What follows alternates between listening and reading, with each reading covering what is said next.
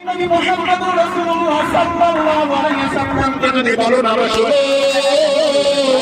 কত বড় পরিশ্রম করে তুমি পরিপূর্ণ ঈমানদার হতে পারবে না। এই কথা বলে মুসাহাবা বলল, পাগল হয়ে গেছে, কিভাবে নবীকে খুশি করা যায়, কিভাবে নবীকে খুশি করা যায়। এই কথা শোনার পরে সাহাবারা পাগল, নবীকে খুশি করার জন্য সাহাবারা সমস্ত পাপ কিছু ছেড়ে দিল, বিবি ছেড়ে দিল, সন্তান ছেড়ে দিছে, শুধু নবীর ভালোবাসার জন্য নবীর কথা মানতে শুরু করে দিল। শুধু কেমন করে মানব, হযরত আবু বকর সিদ্দিক রাদিয়াল্লাহু তাআলা কেমন আমার মনে বলেন, হ্যাঁ আবু বকর শুনো শুনো শুনো, আবু বকর আমার ভাই, আমি এই মক্কার জমিনে বেশি দিন থাকতে পারবো না। মক্কার মানুষের আমাকে শান্তি দেয় না, আমি কখনো কোনো বড় দেবো না। মক্কার করি করি করি গো, মক্কার মানুষ আমাকে গালি দেয়, আমার শরীর আঘাত করে, আমার বাবা নাই, আমাকে কত কষ্ট দেয়, আমি মনে হয় মক্কার জমিনে থাকতে পারবো না। আবু বকর আমার বাবা মার জমিন, ওই জমিন ছেড়ে আমার মদিনায় হিজরত করবে। এই কথা বলে বলে দেওয়ার পরে 6 মাস সময় আমার হয়ে গেল। একদিন নবী মুহাম্মদ রাসূলুল্লাহ সাল্লাল্লাহু আলাইহি ওয়াসাল্লাম নিবিড় রাতে যখন আবার হয়ে গেল, গভীর রাতে নবী মুহাম্মদ রাসূলুল্লাহ ধীরে ধীরে গিয়ে আবু বকরের দরজায় হাজির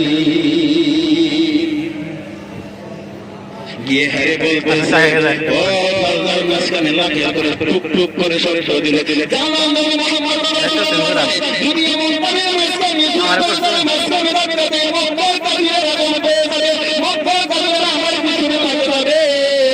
এই জন্য নবী মুহাম্মদ রাসূলুল্লাহ সাল্লাল্লাহু আলাইহি ওয়াসাল্লাম ধীরে ধীরে টুক টুক করে শরীর দিল। নবী মুহাম্মদ রাসূলুল্লাহ আবু বকর দরজা খুলতে দেরি করে না। আবু বকর নবী আমার আবু বকরের দিকে তাকায়া দাদির রসুল চোখে চোখে টক টক করে বাড়ি বাড়ি দিল। আবু বকর তুই কি ঘুমাই না? আমি দরজার মাঝখানে এমন ধীরে ধীরে সংখ্যা দিলাম, তুমি কেমন করে দরজা খুলে বললে? আমি আওয়াজ দিতে দেরি করলাম, তুমি আবু বকর দেরি করলে না।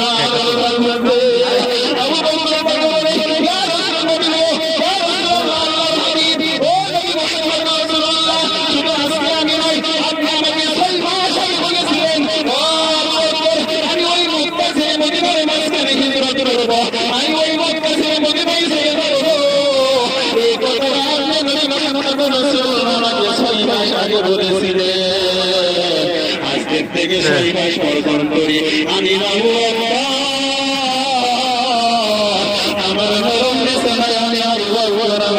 আমার শরীরে লাগাই না।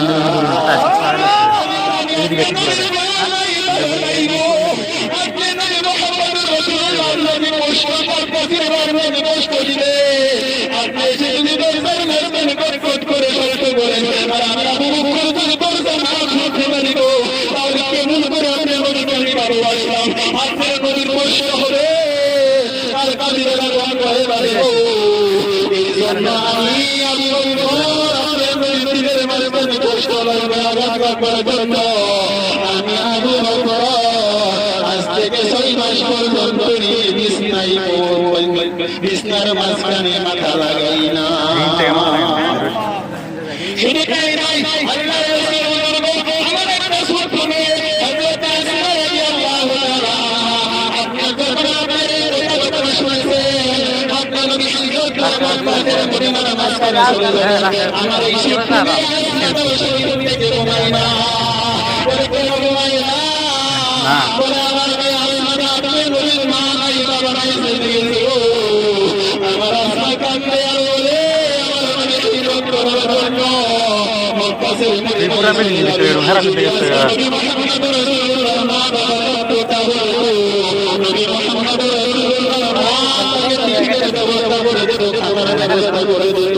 এই দিন থেকে আমার ছোট্ট মেয়ে প্রত্যেকের কাজের জন্য টিফিনের ব্যবস্থা করে, আমার মায়ের আসমা মাস পরিণাম করি ঘুমাই না সাহাবারা কেমন করে করে পাগল হলেন সাহাবারা কেমন করে করে পাগল ছিলেন আমরা এমন করে করে নবীর পাগল হতে পারি না নবীকে যেন ভালোবাসতে পারি না আমরা সব ছেড়ে দিয়ে নবীকে ভালোভাবে মদিনার জমিনের মেয়েরা মদিনার জমিনের আওরাতেরা মদিনার জমিনের নারীরা নবীর জন্য কত পাগল ছিলেন পাগল ছিলেন এই দেখেন না যাই মাদ্রাসা হ্যাঁ মাদ্রাসা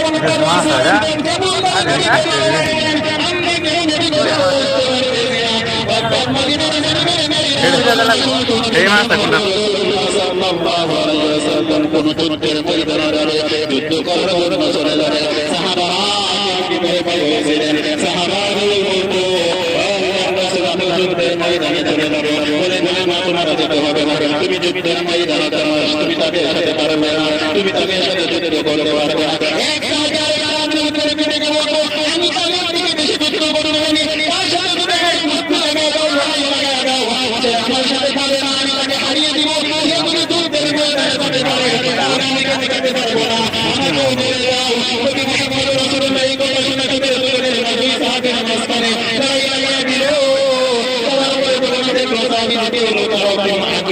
যুদ্ধের ময়দানে যাওয়ার আর আমরা একটা সেন্টেন্স আমরা বের করা শুরু করি কেমন নারীরা কেমন পাগল ছিল যুদ্ধের ময়দানে যাবে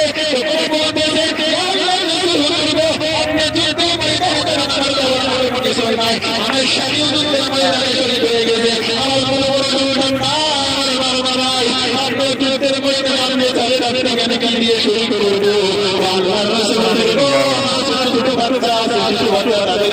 যুদ্ধের ময়দানে নিয়ে যা বলে তাদেরকে নিয়ে আমি যুদ্ধের ময়দানে কি করবো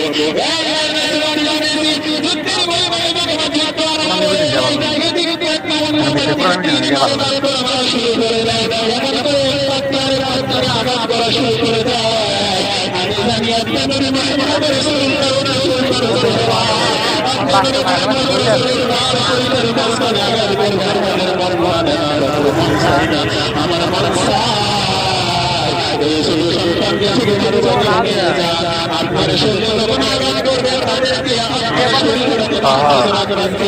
আপনার শরীর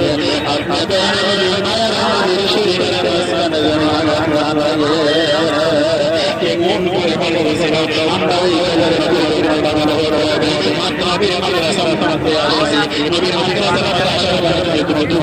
আমাদের শরীর মাঝখানে আসে আমাদের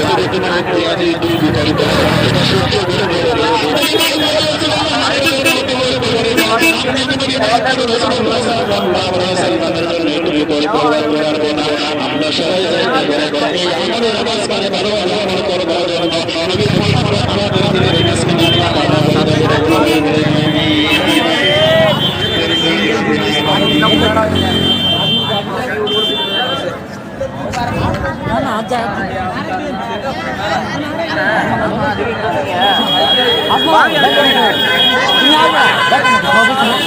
শুরু করবেন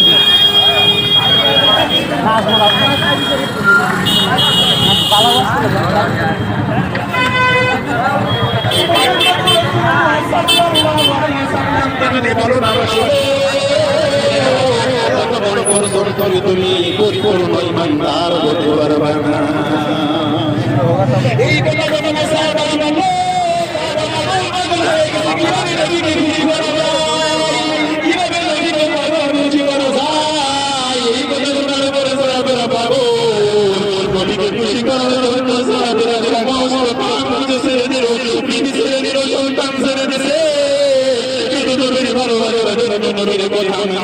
শুরু করে দিল শুধু কেমন করে মানব আবু বকর সিদ্দিক রাদিয়াল্লাহু তাআলা কেমন কি আমার বলে বলেন হ্যাঁ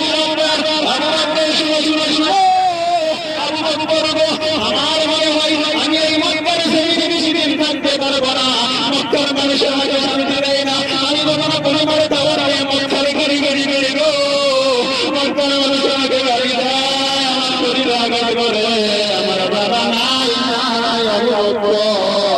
আমাকে কত বসে দে আমি মনে হয় মক্কার জমিনে থাকতে পারবো না আবু বকর আমার বাবা মার জমিন, ওই জমিন ছেড়ে আমার মদিনায় হিজরত করবি।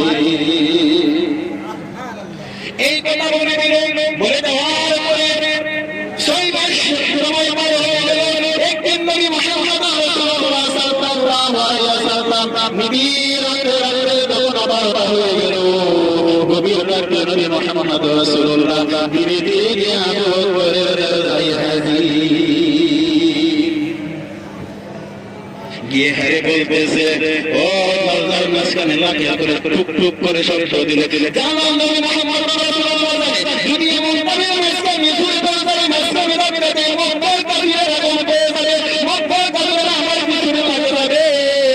এই জন্য নবী মুহাম্মদ রাসূলুল্লাহ সাল্লাল্লাহু আলাইহি ওয়াসাল্লাম ধীরে ধীরে গিয়ে হারে দরজার মাঝখানে টুক টুক করে শব্দ দিল। নবী মুহাম্মদ রাসূলুল্লাহ দরজায় শব্দ দিলে দেরি করল, আবু বকর দরজা খুলতে দেরি করে না। আবু বকর নবী আমার আবু বকরের দিকে তাকায়া দাঁড়িয়ে রসের মতো চোখে থেকে টপ টপ করে বাড়ি বাড়ি দিল।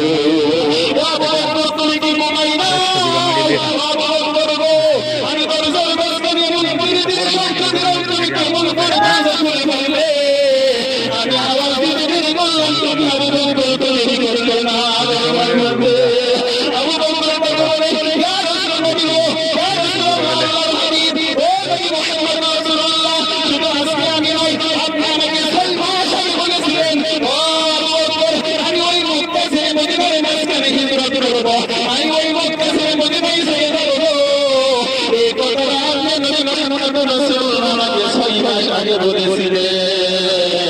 আজকের থেকে 6 মাস পর্যন্ত আমি আবু বকর আমার নরম বিছানায় আমি আবু বকর আমার মাথা লাগাই না, শরীরে লাগাই না।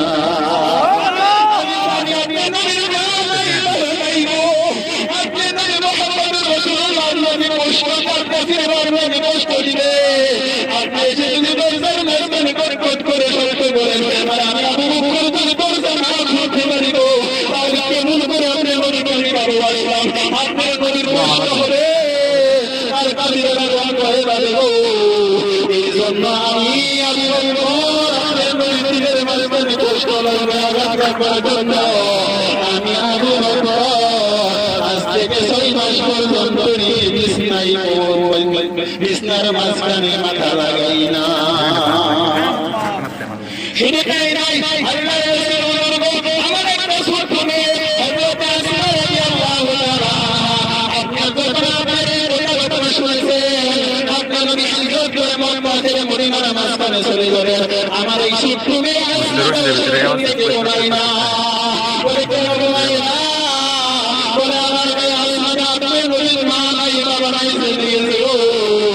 আমার আসমা কান্দে আর বলে আমার নবী হিজরত করার জন্য মক্কা ছেড়ে মদিনায় চলে যাবে।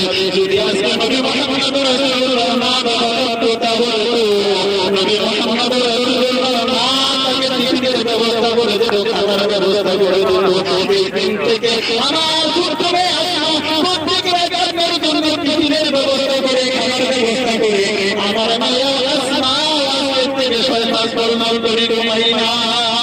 সাহাবারা কেমন করে নবীকে ভালোবাসেন, সাহাবারা কেমন করে নবীকে ভালোবাসেন, আমরা এমন করে কেন নবীকে ভালোবাসতে পারি না? নবীকে কেন ভালোবাসতে পারি না? আমরা সব চরিত্রে নবীকে ভালোবাসতে হবে। মদিনার জমিনের মেয়েরা, মদিনার জমিনের আওলাদরা, মদিনার জমিনের নারীরা নবীকে ভালোবাসতে পাগল ছিলেন, পাগল ছিলেন।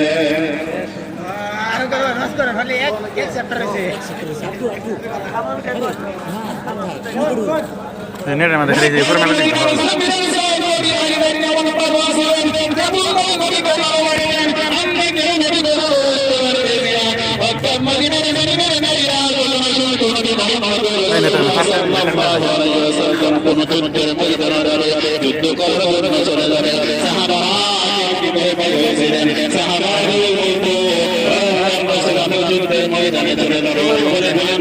দেখতে হবে। তুমি যুদ্ধের ময়দানে দাঁড়াও, তুমি তাকে সাথে পারবে না, তুমি তাকে সাথে যুদ্ধ করতে পারবে না। বেশি যুদ্ধ করবে, তার সাথে যদি আমার বুদ্ধি লাগাই দাও, লড়াই লাগাই দাও, যে আমার সাথে পারে না আমি তাকে হারিয়ে দিব এগুলো যুদ্ধের ময়দানে যেতে পারে তাহলে আমি কেন যেতে পারবো না আমাকে জেলে যাও নবী মুহাম্মদ রাসূলুল্লাহ এই কথা শুনে দুই সাহাবীর মাঝখানে লড়াই লাগিয়ে দিল তার পরে বলতে প্রস্তাব দিতে হলো তাও কি আগ্রহ যুদ্ধের ময়দানে যাওয়ার জন্য আর আমরা একটা সেম কামব্যাকের ফল আমি শুরু করি কেমন নারীরা কেমন পাগল ছিল নবী মুহাম্মদ রাসূলুল্লাহ তোমার যুদ্ধের ময়দানে যাবে তোমরা বলতেছে ইয়া আল্লাহর রাসূল আপনি যুদ্ধের ময়দানে যাবেন আমার যাওয়ার কোনো কিছু নাই আমার স্বামী যুদ্ধের ময়দানে শহীদ হয়ে গেছে আমার বড় বড় সন্তান আমার বাবা ভাই আপনি যুদ্ধের ময়দানে আপনি যাবেন আপনি কেন কি দিয়ে শহীদ করবো আল্লাহর রাসূল বলবো আমার ছোট ছোট বাচ্চা আছে আর ছোট তাদেরকে আপনি যুদ্ধের ময়দানে নিয়ে যান বলে তাদেরকে নিয়ে আমি যুদ্ধের ময়দানে কি করবো যুদ্ধের ময়দানে যখন যুদ্ধ আরম্ভ হয়ে যায় তিন মারে মারে করে মারা শুরু করে দেয় এমন করে পাত্তারে আঘাত করা শুরু করে দেয় আমি জানি আপনি নবী মুহাম্মদ রাসূলুল্লাহ আপনি নবী মুহাম্মদ রাসূলুল্লাহর শরীরের মাঝখানে আঘাত করবে আমাদের মন চাই না আমার মন চাই এই শুধু সন্তানকে শুধু মারো ভাইকে নিয়ে যান আপনার শরীরে যখন আঘাত করবে তাদেরকে আপনার শরীরটাকে